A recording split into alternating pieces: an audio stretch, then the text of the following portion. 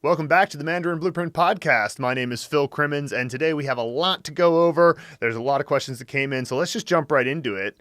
We're going to start today with a grammar point on the Chinese character wei.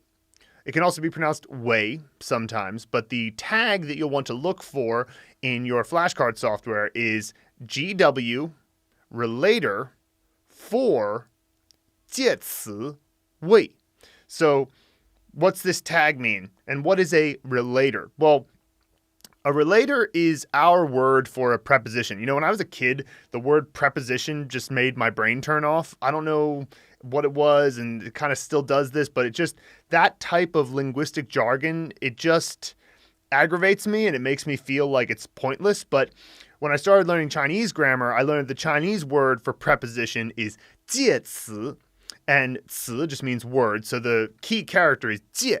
And 介 is the primary character in the word 介绍, which is the everyday use word to introduce.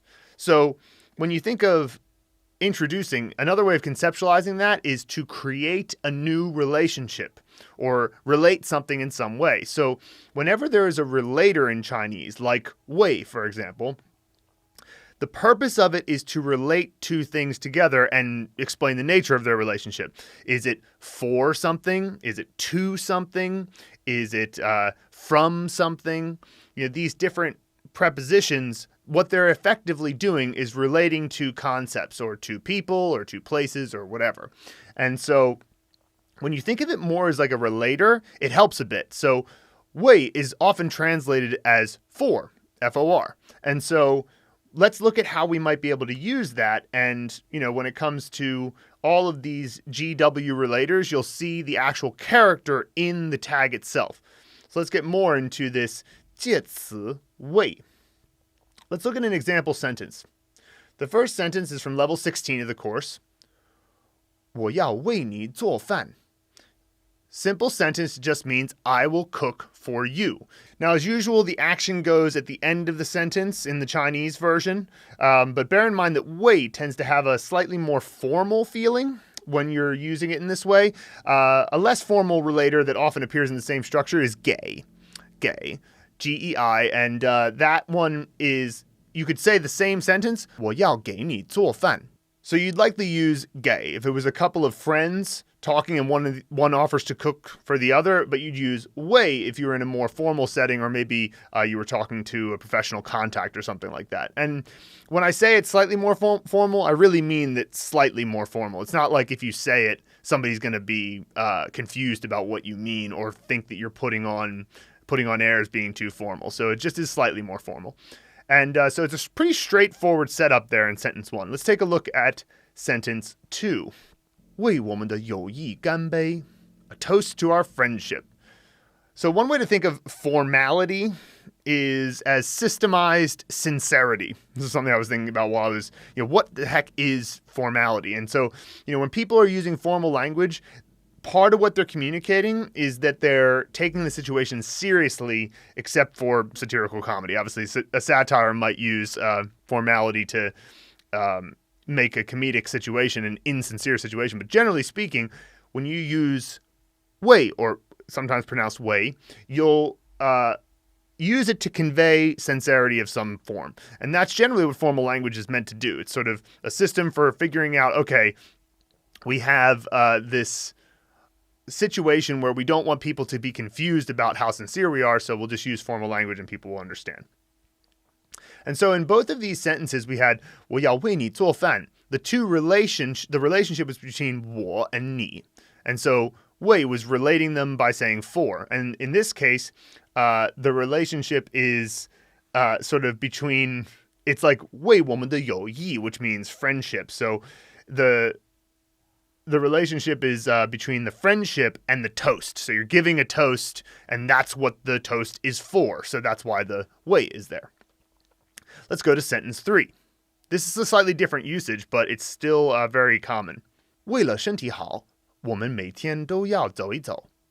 We walk around every day for our health. And so 为了 has a slightly different structure, and its usage and usage compared to 为 by itself. However, its definition of for the sake of or for gets across the same idea. So there are two main ways of using it. 为了 plus a goal. So, for example, 身体好. So that's the goal, to keep your body healthy. And then way of reaching that goal. So, 为了身体好, the way of reaching it, 我们每天都要走一走. Right? So go for a walk every day is the way of reaching that goal. And you can also change it around and this is usually helpful because, in English you can do this as well. You can say, for the sake of blah, blah, blah, we're going to do this thing. But you can also say, way of reaching the goal, 是为了 goal. So I could change it around and say, 我们每天都要走一走，是为了身体好. That's fine. You just have to add that 是 in there to make it clear.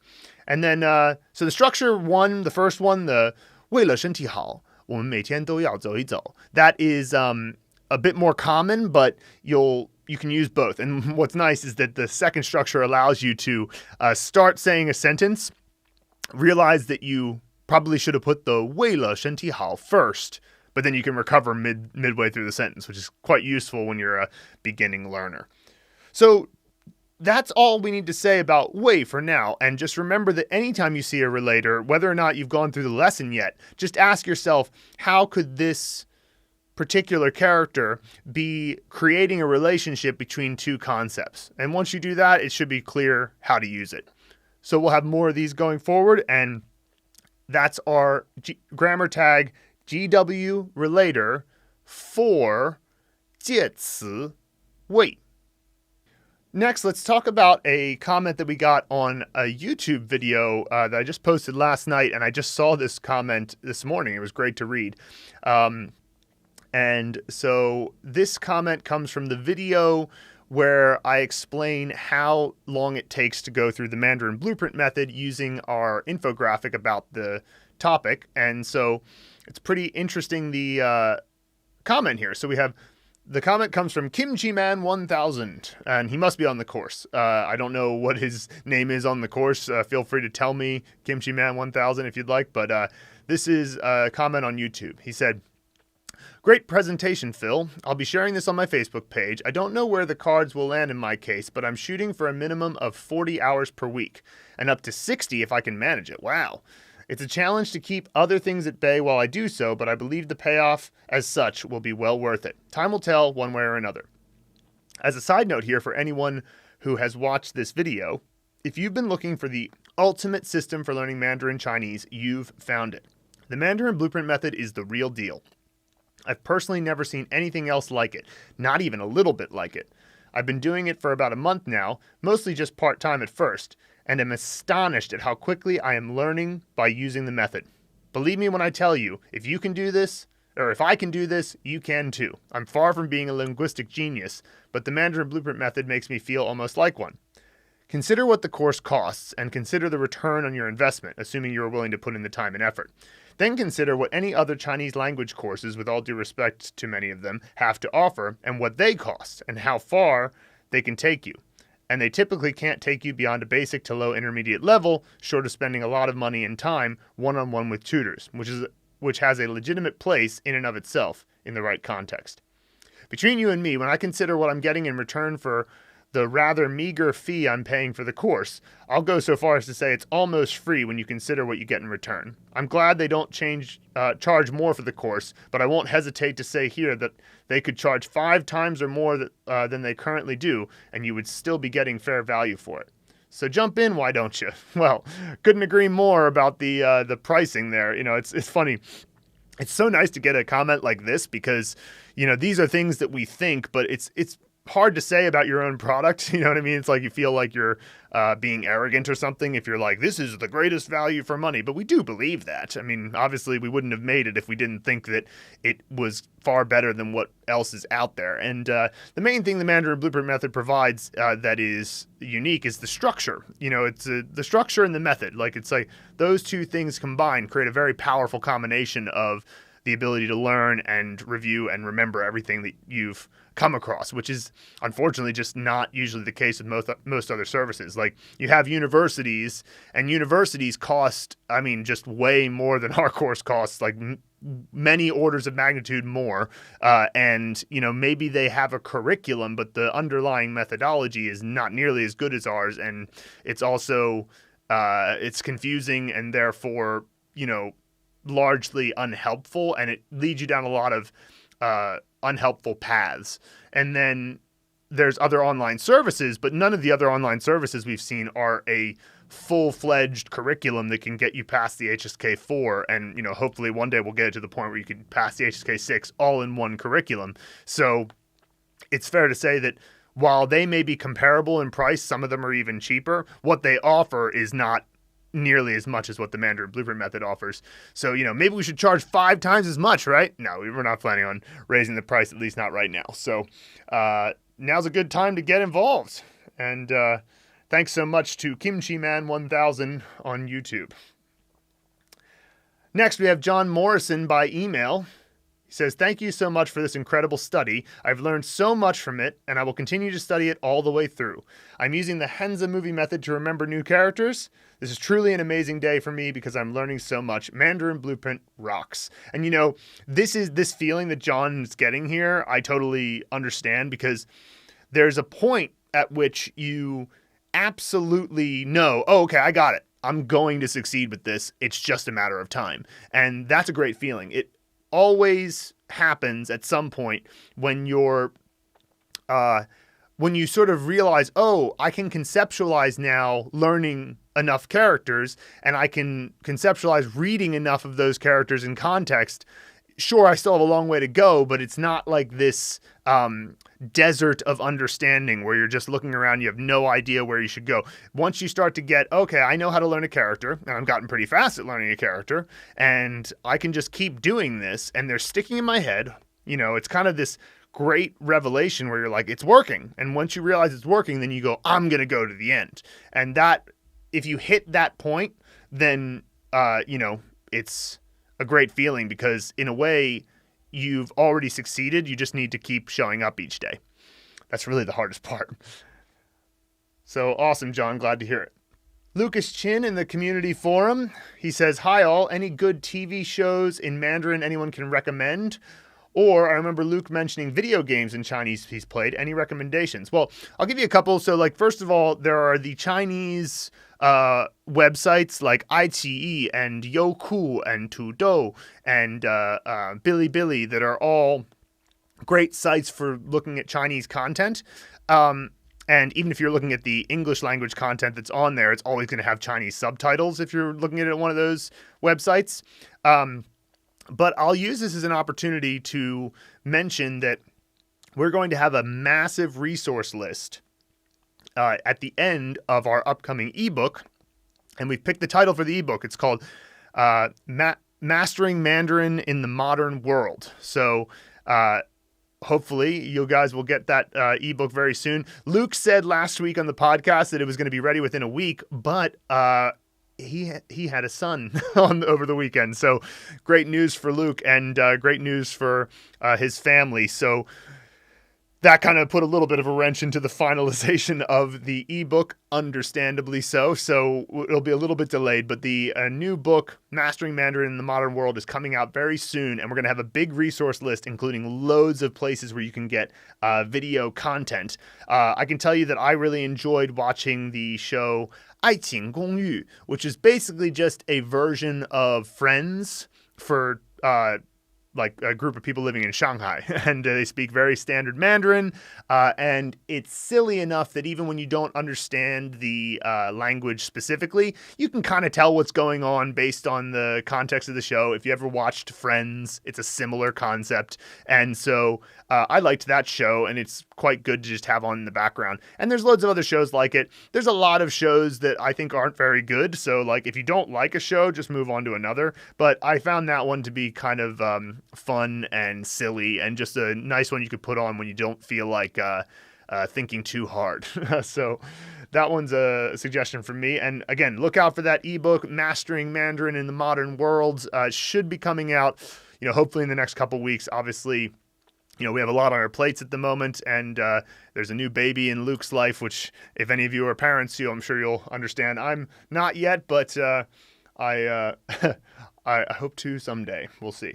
All right, so Faraz in the community, he says, "Hi all, question about actors. Should you always use their first name for the letter, or can you sometimes use their last name?" And so just what Faraz is referring to here is that every pinyin initial in the Mandarin Blueprint method gets assigned a person. So it's easier to remember Paul McCartney than it is to remember the letter P.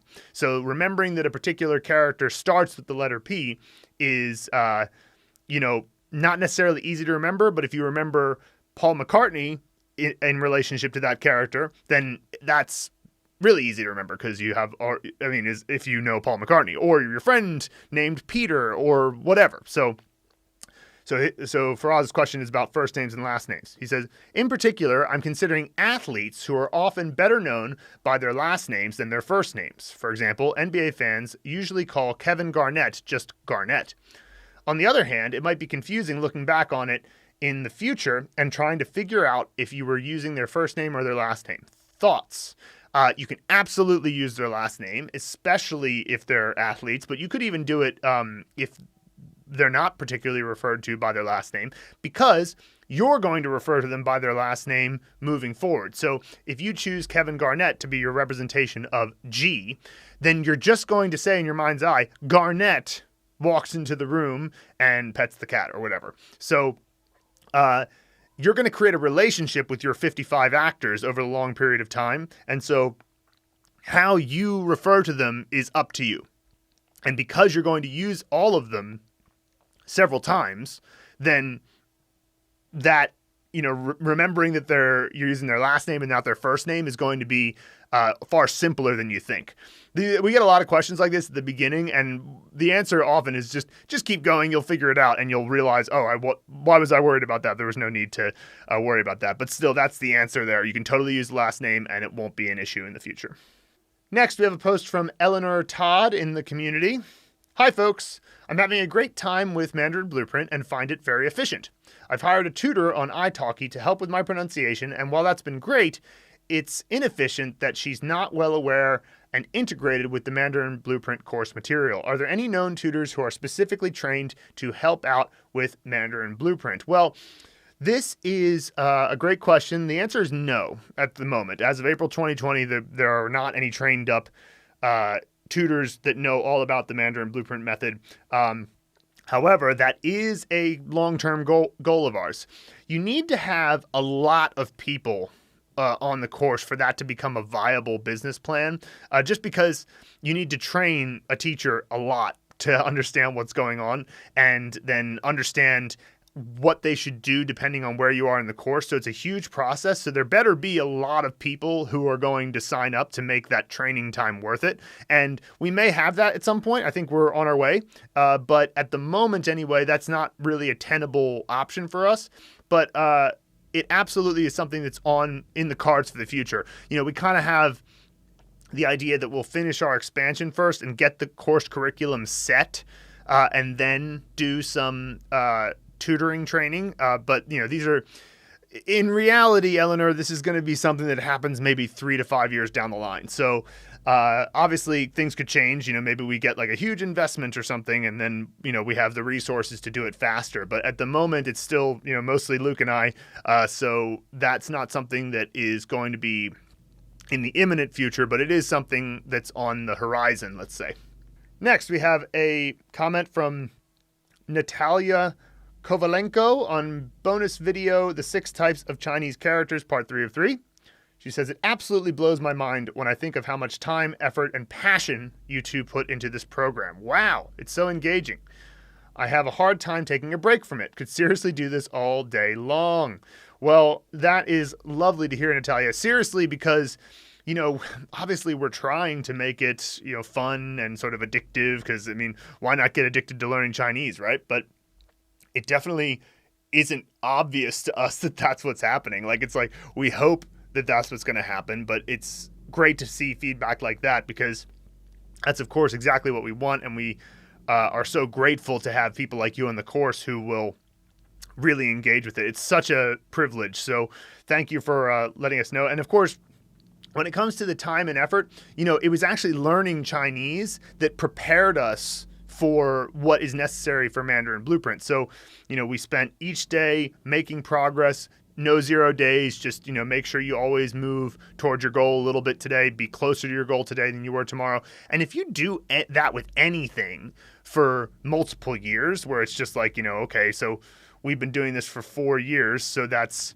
1,460 days. So 1,460 days of progress, of some sort on the course. And of course, there's going to be like a lot to show for that. So in the same way that we're doing that with the Mandarin Blueprint method, you can do that with your Chinese study. So just try to get a little bit better every day. And then after, 4 or 5 years feels like a long time if you're sitting from it now. But when you look back at it, later, so 10 years from now, you look back at the 4 to 5 years you spent learning Chinese, you're not going to feel like, wow, that was, such a pain. What a drag. Like, you're going to look back at it and go, that was great. So that's awesome, Natalia. Thank you for the feedback. Al Roy on bonus, build on what you already know to learn Chinese. Al says, this is definitely working for me. I've known several of the characters, perhaps several dozen, for a few decades, albeit with Korean pronunciation, but this system is allowing me to make real progress, and it feels like I'm making very rapid progress. The sentence in the previous lesson or two back, I understand your meaning, but I don't agree. 我知道你的意思，只是不同意.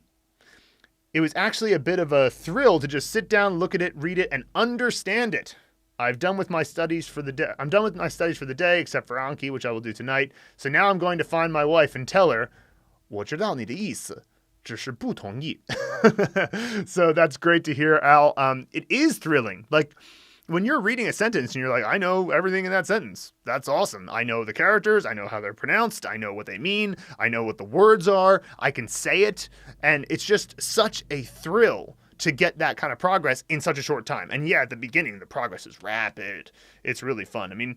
And there's there's a little bit of a slow start to the Mandarin Blueprint method because you have to figure out how the method works, but that doesn't take very long relative to how long, you're going to be studying. And so then after you figure out the method, you go, holy smokes, I am learning super fast.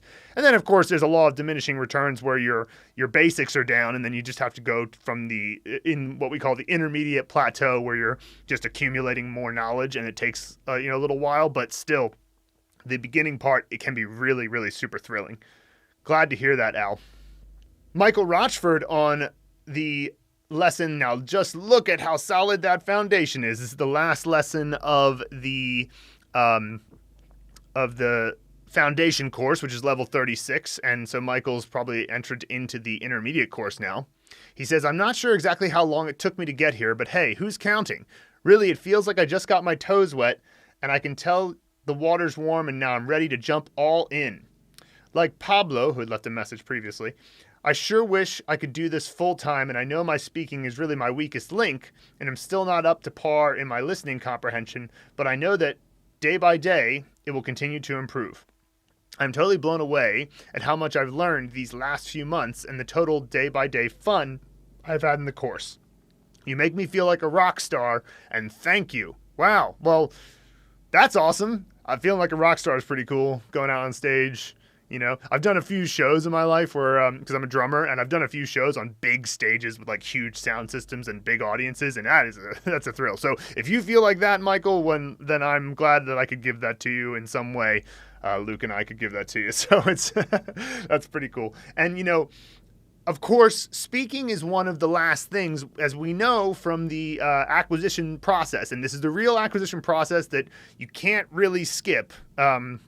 Maybe somebody who's particularly gifted in certain linguistic skills could maybe find some hacks to this. But generally speaking, the language acquisition process is what it is. You must input a lot before you can output.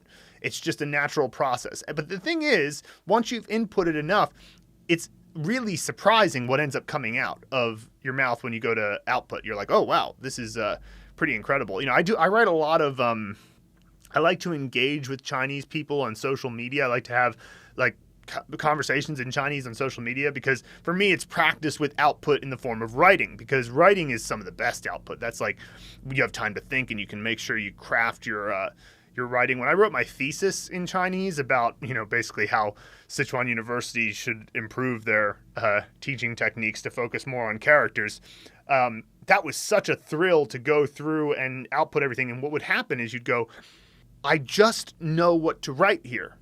I don't know exactly how it's happening, because it's just a result of all that exposure to the language. I kept reading sentences, kept reading articles, kept reading novels and whatever is when I got to the right levels. Just read. And then when you go to write, you're just like, well, it's just there. It's just there when I go to output. And that process of it being there activates it. And so speaking and writing are, of course, they have to come after listening and reading. Now, with listening and reading, because of the Mandarin Blueprint Method, we've made reading a lot easier, and listening, so therefore listening of the input takes a little bit longer than the reading, which is, that was never possible before. Before it was like, reading, how are you going to do that? Just don't even worry about the reading, just listen. Now, because of Mandarin Blueprint, the reading is actually the easier part, but it's all fine. Like, the fact that that is the case gives you such a huge advantage, because reading has been shown, especially extensive reading, has been shown to be even faster at getting you to acquire the language than listening. So, you're on the right path, and it's kind of, let's just put it this way, it's totally natural to feel that your speaking is the weak link at this point. Next, we have a comment from Al Roy on New Vocabulary Unlocked for moody. He says, unbelievable just how efficient this method is for cementing all the salient points of each character into my mind.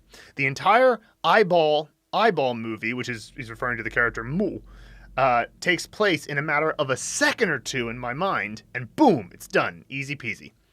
My wife walked in on me as I was just learning this last character, so I tried to explain to her how it works. That's just silly, she said. That's exactly why it works. I know I'm just preaching to the choir here, but it's a minor thrill each time I manage to internalize a new character. As I type these words with the COVID-19 pandemic going around, it also serves to help take one's mind somewhat from looming worries about what the future holds. But in any case, y'all have really put together something that is quite wonderful. Of course, you already know that, but I just wanted to say it. Well, as I said before, there's no way for me to really know until we get feedback from people whether or not the course is really working. Of course, we thought it would, but it's I am thrilled to get that type of feedback. And recently we've been getting a lot of interaction from people who are commenting on our social media who don't really know us. They're just seeing us for the first time. And, there's a lot of negativity because, a lot of people are angry with China, as if the entirety of the nation was equally involved in what happened in the pandemic. Just as a disclaimer here for everybody in the world who needs to hear this somehow, it's a very small percentage of the Chinese population that's involved in the wild animal trade, which appears to be the source of this virus. And the government has banned wild animal trade now. We'll see if they enforce it, but that's what they've done for now. So they've taken the only step you could possibly take. And the vast majority of people in China have nothing to do with wild animal trade and don't eat bats. And you know what I mean? It's just, but for some reason, people are inclined to try to lump people together to make it easier for them to think about it. But it's a shame because there's just, way more than 1 billion people who have nothing to do with it and are lovely. So, just saying that in case people need to hear it. It's great to have people on the course who are just so engaged and enjoying it. And, in a way, it's helping them, as Al said, not focus so much on the unknown. I mean, as much as it makes sense to worry in these uncertain times, many of the things we worry about will not come to pass, as the Taoists and Buddhists would remind us. Next, we have a comment from Phil Chalinor. I'm probably pronouncing that wrong, but Phil Chalinor on level 2 complete. Loving this. Well done to you two for coming up with this. Well, that's a short and sweet one. We're happy to to help out. And of course, as you keep going, please continue to comment and let us know what you think. Rick on It's a Word, xing or hang. This is one of the few characters in the foundation course that has 2 very common pronunciations. that are separate and have separate meanings. So another one that we've talked about before is how the character chang can also be pronounced zhang to mean to grow. When it's chang, it means long. When it's zhang, it means to grow. And in this case, we have xing, which means either to sort of move, or it means like, okay, xing, or bu xing, no, impossible. But it also can mean hang, be pronounced hang. And when it's hang, it has a couple of interesting meanings. One is a row, like a row as in a row or column. And then the other one is sort of a profession, but it kind of reminds me of how in English we'll say stay in your lane. When we're referring to somebody, we're like, you're an epidemiologist, so you should just focus on epidemiology. Don't talk about economics. Stay in your lane, right? And so in China, it's kind of like stay in your row. This is your row. It's kind of similar. It's interesting how that works. So Rick's question is hang, meaning row. Does this refer to a line of any physical objects, people, columns, and rows in a spreadsheet? I'm looking for an image, but I want to make sure I get it correct. Yeah, it's a row as in a row compared to columns. It could be a row of people, in a classroom. So you can imagine the rows of desks or whatever. So it could be other objects besides like a spreadsheet. But yes, that is the word you would use for rows in a spreadsheet, hang. And you could imagine it as a measure word. It could work as a measure word. Liang hang would mean 2 rows. And so that's clear there. And then, of course, the other thing you'll see is things like the word yin hang. Yin hang means bank, which literally means silver profession. So the people who are in the row of silver, or their lane is dealing with silver, it kind of gives you a sense of ancient China. I'm sure silver was probably a currency at some point. That's the people who are the banks. They're the bankers. And so that's a kind of an interesting one. Look out for that. You'll see hang used all the time. Jeffrey Herzog on New Vocabulary Unlocked for 目的. I'm sure it will be discussed, especially after character 105, but I was wondering, when do I use bang and when do I use 帮助, and why? Thanks. So bang is a verb that means to help. And there's 3 main words that you'll use with this. One is just bang by itself. 你能帮我一下吗? That would mean like, can you help me for a moment? Not perfectly fine to say. There's 帮忙. 帮忙. We talked about this in pronunciation mastery, but this is an interesting character because this is a verb what structure, which basically says, mang can be an adjective to mean busy, but it can also be a thing you're busy with. So like in that case, it's a noun, in which case, so it's verb, bang, to help. Help with what? Help with the thing you're busy with. So, and because it's a verb what structure, it can be separated. What's called a 离合词. This is a verb that can be separated. So I could say, 你能帮我一个忙吗? 你能帮我一个忙吗? So I can put 一个 between bang and mang because it just makes it a little bit more specific. And so that just, by making it more specific, like if I just say, can you help me? I'm kind of assuming that the context is enough that you know what to help me with. But if I say, can you help me with a thing, right? Can you help me with something? Then that makes it a little bit clearer to the person that it's just one thing that you're helping them with. It's just a little bit more specific to say, 帮我一个忙, right? Then 帮助. This can also be a verb, but the main differentiation between 帮 and 帮助 is that 帮助 can be a noun. So, for example, 谢谢你的帮助. Thank you for your help, right? So that's a really simple one. You couldn't say 谢谢你的帮. That would be not right because 帮 by itself is a verb. So 谢谢你的帮助. That's an example where you would use 帮助 and not 帮 by itself. So 帮助 can also be used as a verb, but the thing that differentiates it is that it can also be used as a noun. So I hope that's clear. Al Roy on It's a Word for 看. He sees the sentence, 你看他这个人好吗? And so he says that's an interesting way to use the word 看. I agree. This is kind of a way of like, what's your view of that person? Is your view of that person that she's good? So kan and kanfa. There are other ways of saying opinion, and it's just another way of saying, okay, kan can mean to look, but it can also mean to view, like to see, to have an opinion, to create a viewpoint of some kind. So kan can also have that more abstract view of abstract definition of to view. Neil on New Vocabulary Unlocked, 老外. Neil says, so is 老外a bit more polite or friendly than 外国人 if talking about a foreigner versus to a foreigner? And it's kind of the opposite, actually. 老外, originally 老外 was friendly because 老 is supposed to be a prefix meaning a term of endearment. And if you're on the course and you need a reminder about prefixes, there's a Google Doc about affixes, so prefixes, infixes, and suffixes that you can find in the sidebar.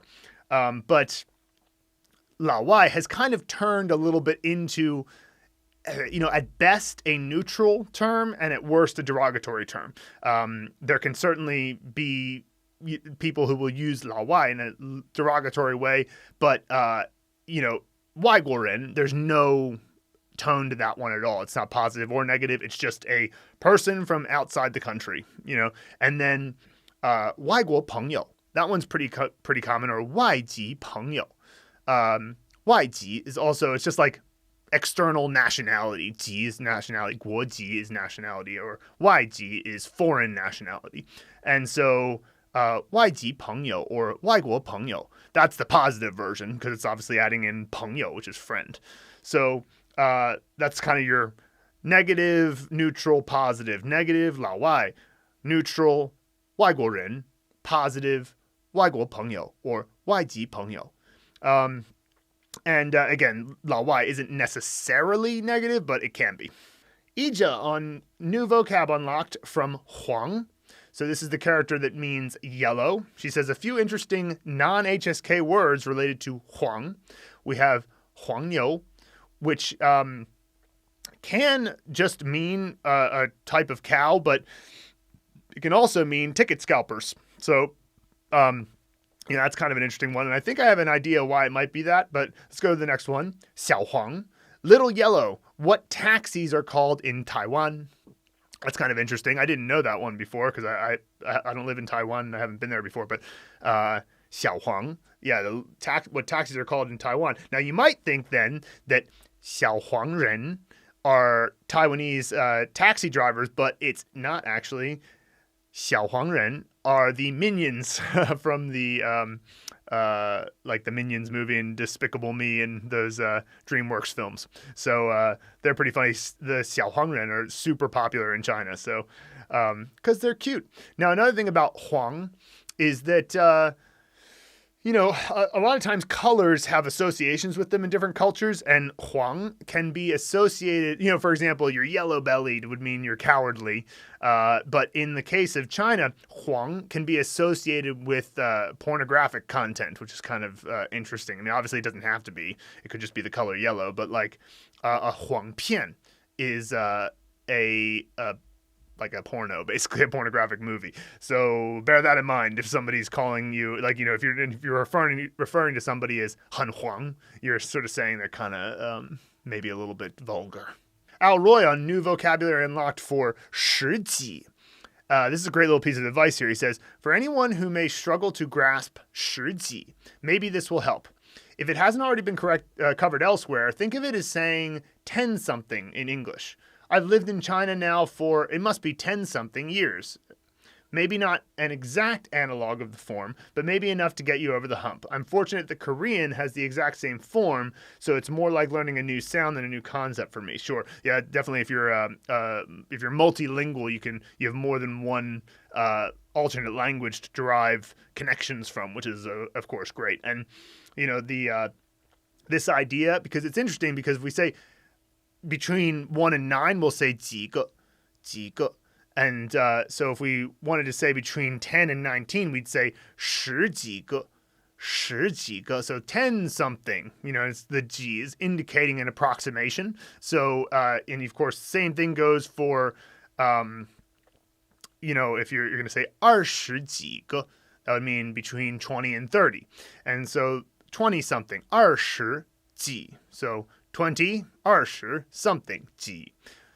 Great advice, Al. I never thought of that before, but, still, that's awesome. Neil on Make a Movie for 是, which means to try. Are there not a lot of characters that use 是 as an element or prop, or are they not that common? So this is a sequence where you have one character, 是, which means style, which is almost exactly the same as the next character, 是, which means to try. The only difference is that to try on the left has the language component or the megaphone component. And so Neil's basically asking, is that first 是, that means style, is that not used in other characters? And the answer is no, it's not. So therefore, we didn't make a prop for it. No need to. It's just an arrow, an I-beam, and a megaphone to learn to try. And so unnecessary to make a prop for it. John McCann on moving forward shadowing. He says, what do you think of Asimil? Is it current and up to date? How is their Mandarin? I noticed they have audio CDs. I will have to find a CD player. Am I having Alexander Argyles in his shadowing video speaks highly of Asimil. It is available on Amazon. Advice, please. Well, I've never used it, so I can't really give you a proper review. I've heard good things as well. I can tell you that the listen and repeat programs, they're good and bad. So like on the one hand, it's definitely good to get reps of your pronunciation, and listen and repeat programs are ways of doing that. So the idea of these programs is they'll say this English phrase in Chinese, and then you'll learn it, and it's kind of SRS based, and Glossica does this, Pimsleur does this, Asimil does this, and they can definitely help with your pronunciation. There's no doubt about it. Now, I obviously don't like them very much because they're very boring. Like, they're just sort of like repeat. There's no context. You're just kind of like repeating things, and so it can be a little bit rough in that sense if you're like me. Luke likes them, but he always says like I'm weird that I like them, and so it's up to you really. If you want to get more pronunciation reps, I'd say go for it, but I mean it is kind of expensive considering that it's just basically that. So yeah, I'd recommend try it out if you want, try it out if you have some extra income, but if you're tight on cash or anything, I wouldn't worry about it. Thomas Lancer on the final fake I, 四. So with the SI, is it pronounced with the fake I still? So like sh, sh. No. So the fake I doesn't have its own pronunciation necessarily. There's two categories in the fake I. There's zh, ch, sh, zh, and those have a retroflex tongue position. So naturally, when you put your tongue in those positions and enunciate the initial like we teach in pronunciation mastery, you end up getting this sort of wind tunnel that's blocked by your tongue. Sh, sh, and that automatically creates that sound that is a little bit like an R. But with the second category, which is z, c, s, these three, the tongue is flat. So the natural sound that your vocal cords create when you say these doesn't sound like the R's. So just remember that of the fake I's, there are 7 total.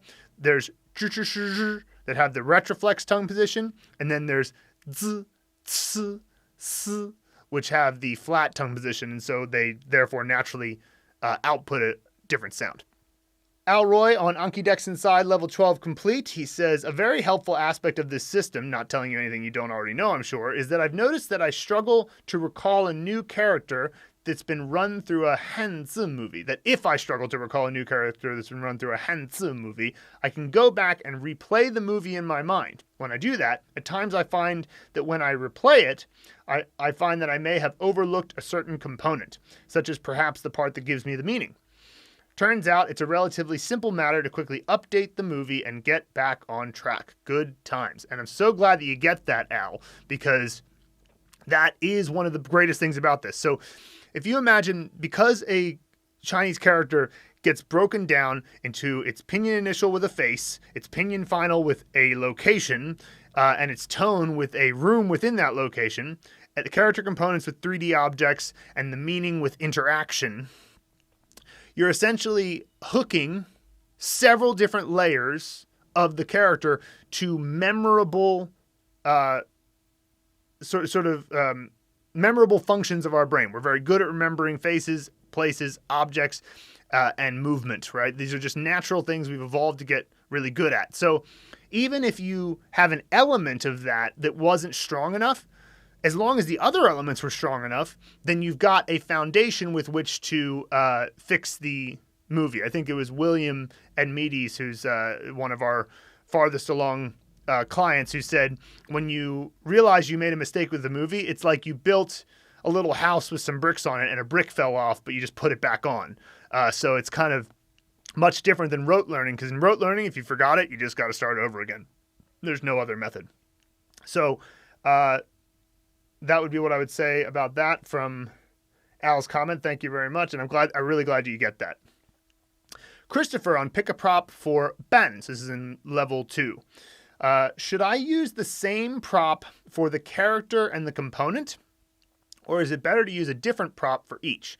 Right now I've chosen a half pint of beer for the character, and I'm also using the same prop for the component. What is the best practice here? Can you give me some guidance? I can't be the first person to have asked this question, right? Haha.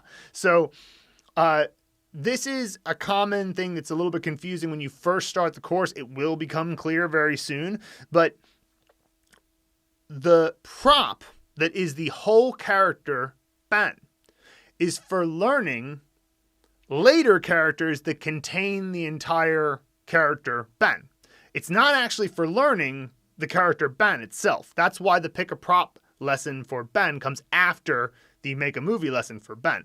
So ben has 3 components in it. It's got the horns, it's got the twins, and it's got the stick, or you could think of it as it has the horns, the Christian cross, and a razor blade. Depends on how you break it down. But either way, those are the 3 props you use to create the idea of half. Now, it may be that at the end of that scene, you end up with a half pint of beer, and you go, that's a good representation of half, and so you make it your prop, but that's not a requirement. You don't have to do that. You could go to the next lesson for the pick a prop for ben and just say, okay, what's my association with half? I think Russian dolls is even better than a half pint of beer, so I'm going to go with that. And that's perfectly fine. You're going to have it in your Anki cards, and you're going to be reviewing it, and you're going to use it in other characters, so it's all fine whatever way you do. But if it does happen to work out that you ended your scene for the full character with an object, and then the next lesson tells you pick an object to represent Ben,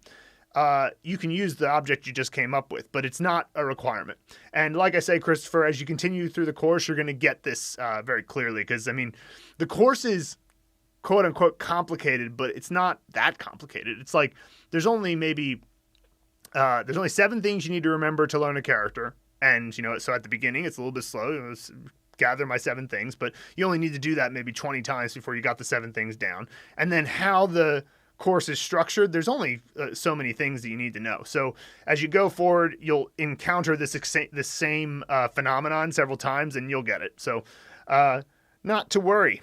Next, we have Stephen Williamson on compound final EIA. We have 谁, 他是谁. So this is in the pronunciation master. He says, so essentially Mandarin is the same as English with regards to what's this, what is this? Well, actually, it's the opposite. So, for example, 她是谁 means she, if translated directly, is she is who, right?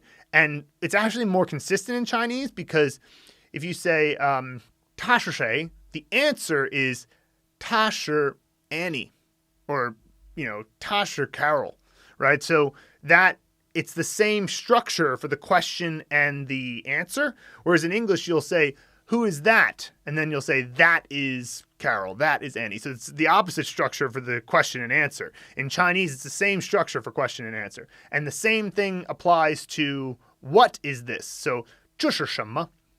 这. So that's this is 是. What? 什么? 这是什么? This is what? 这是 my cup of coffee, or whatever it is. That is the answer. And so it's the same, the call and response is the same structure. It's kind of easier than English. Yasmin on pick a prop for 千. Tian means 1,000. So she says, so when I think of 1,000, the word millennium instantly comes to mind. When Y2K happened, the millennium celebration was huge. There was the scare of the millennium bug. And then even more of an association with millennium is the Millennium Falcon from Star Wars. For me, 1000/millennium is a really strong connection. So would using the Millennium Falcon be okay? Absolutely. That's a great connection. Millennium is very tightly connected with the idea of 1000. It's literally in the milli section. We recommended a millipede as a possible prop for this, but the Millennium Falcon is just as good, if not better. So that's awesome. Very clear, no problem at all. Doug Casey on Mandarin tones, fifth tone, another pronunciation mastery question. Near the end of the video, you pointed out that the question word ma is almost always high. This makes me feel a bit better about something that's been tripping me up. I finished Unit 2, but was feeling a little frustrated during my Anki card work. Some cards were taking me a while to review because I was trying to get my tones and rhythm to match the recorded examples using what I thought were the tone rules were. 5 cards took me between 20 and 30 minutes one day. In particular, I was trying to force ma to always be contrary to the previous syllable such as in ni ulama. I thought it always sounded like ma was high, but I was forcing myself to hear and speak it as low when following l.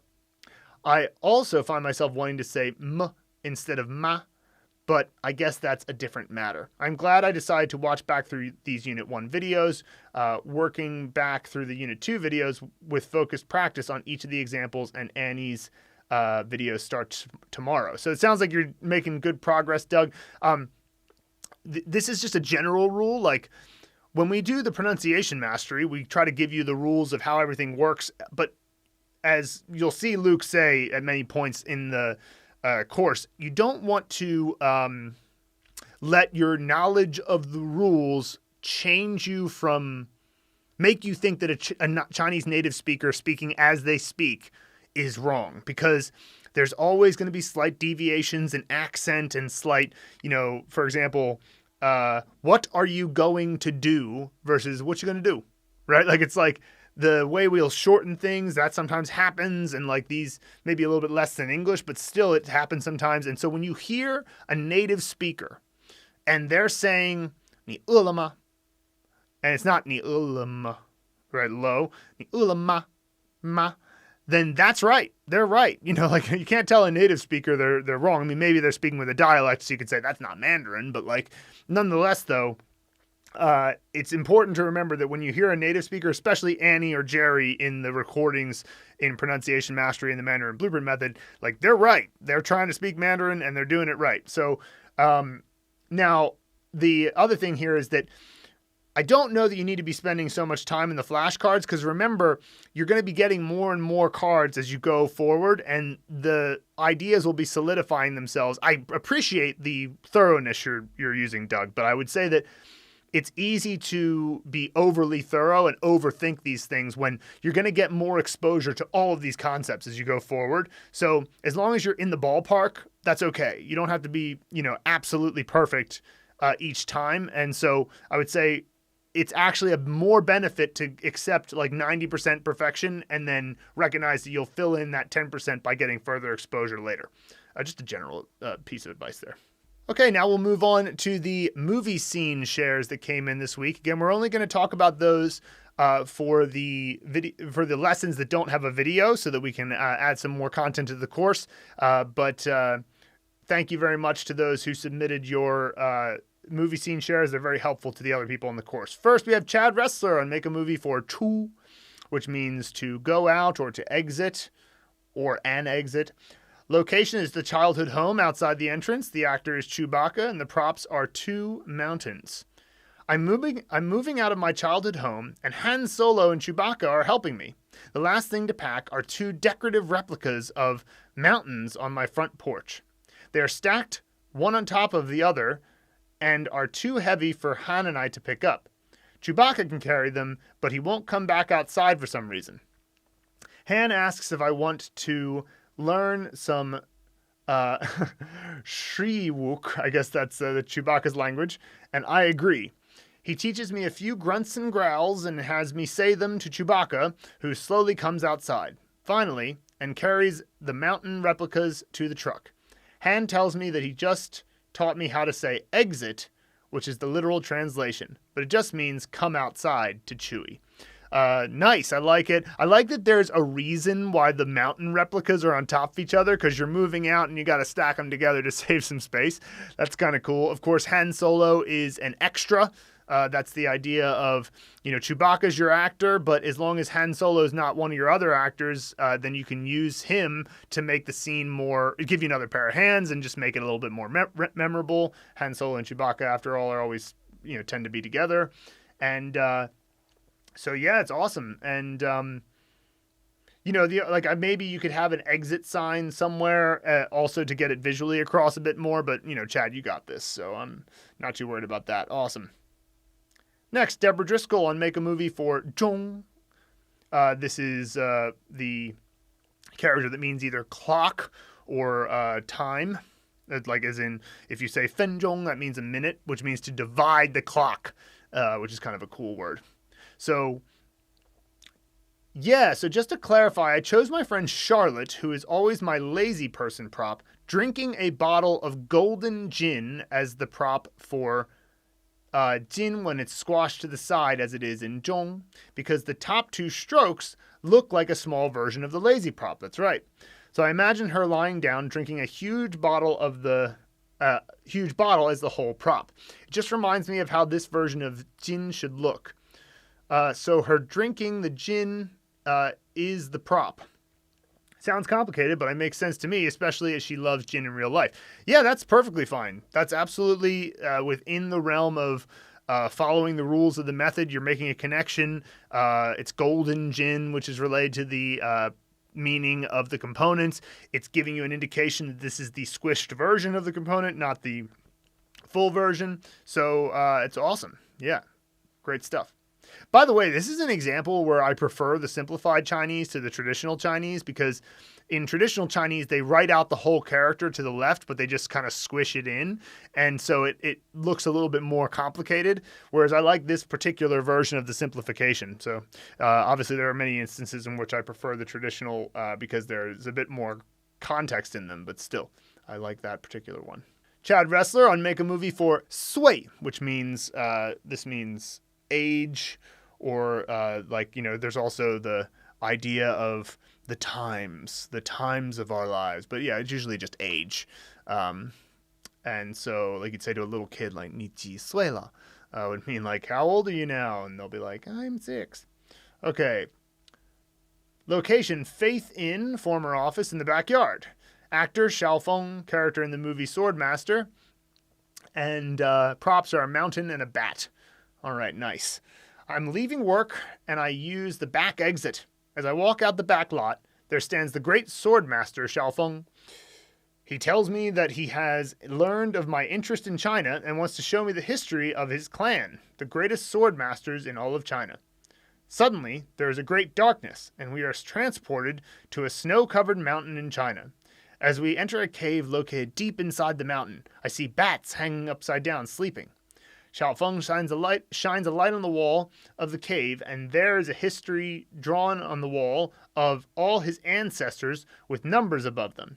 I ask him what all the numbers mean, and he tells me that those are the ages at which they were granted Master Swordsman status. Nice. So everything's clear there, and I like the connection to age, especially with writing on the wall, because there's another connection with that, is the idea of like when parents will write the heights of their kids on the wall, and then they'll write their age next to them, and so you can see how tall they were at different ages.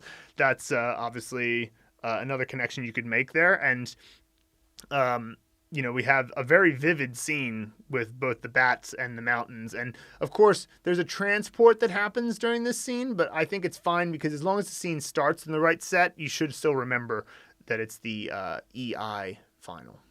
Neil on Make a Movie for Pian, and he's making a connection to how the character looks. He said, this could also be a bodybuilder on one knee flexing a bicep as his way of proposing. I like how you had a question there, but yeah, I can imagine like it doesn't even have to be a bodybuilder. It kind of looks like a guy holding out a little box, could have a ring in it. So it could just be a guy proposing or a bodybuilder flexing, just like getting down on one knee and flexing. So yeah, that's pretty cool. Perfectly fine as a prop for that one. Lee make a movie for Wei, and I'm glad that she's made this movie because Wei is one of the characters that there's really, it's got a lot of components in it, and it's very hard to break it down into at minimum or maximum of 3 components. So we actually have 5 different props for it. So let's see what Ija says here. The keyword is miniature. The actor is Wally outside the entrance of her EI set, Wei. Now our props. Left side prop, Ip Man, which is, of course, Donnie Yen from the movies Ip Man and many other Chinese movies. We have the mountain, razor blade, and table in the middle, and then the tap dancer on the right. So Ip Man, mountain, razor blade, table, tap dancer. Wally did not know how the world looked like before it was destroyed by humans. So Ip Man reconstructed a miniature model of the Earth for him. He first carved out mountains using a razor blade on a small table just outside of the entrance of my EI set. Wally was in awe of the details of the model, and Ip Man reminded him to take care of the new Earth in every possible way. 无微不至. Nice. So she even added a little 成语 in there, idiom. Suddenly, a tap dancer dropped from the sky, landed on the model, and destroyed it into tiny microscopic pieces, bringing the last prop in, also emphasizing the meaning one more time by breaking it down to tiny microscopic pieces of a miniature Earth that was already miniature to begin with. So awesome, great stuff. I would say that, the use of the razor blade to carve mountains makes a lot of sense. And the small table is probably the least sort of vibrant prop here. So you might want to make it just stand out in some way. It's a bright pink table. It's glowing slightly or something like that. But other than that, great stuff. Covers all the bases. And I'm really glad that you did that, Ija, because that'll give us a video for that character that, will make this easier for other people. Because you could do that scene with different actors and still come out the same way. I like it. All right. Chad Wrestler on Make a Movie for Guo, which means fruit. And it can mean like literally fruit, or it can mean like the fruit of your labor. Okay. So location, Joey and Aaron's house in the living room. So I guess so Joey. Actor Guan Hongfeng, main character in the Chinese show Day and Night. Props, Rubik's Cube, and a tree. Nice. I'm visiting my in-laws, and we are all hanging out in their living room. Guan Hongfeng has come from China to visit us as well. I like that. I tell him that my Rubik's Cube got stuck on top of my in-laws' apple tree. He says he may be able to help and goes outside and fashions himself a boomerang. We sit in the living room and watch as he throws the boomerang at the top of the tree, trying to hit the Rubik's Cube. However, he keeps missing, and we watch all the apples falling down to the ground. Since he can't seem to hit it, he gathers up all the apples and makes us an apple pie. Nice. So he gets the fruit involved there. The boomerang is, of course, an excess object here. So we have the Rubik's Cube in the tree, and he's using the boomerang to try to get that. And I understand why you want to bring that in. Generally speaking, it might cause you in the future to go, what's the boomerang represent?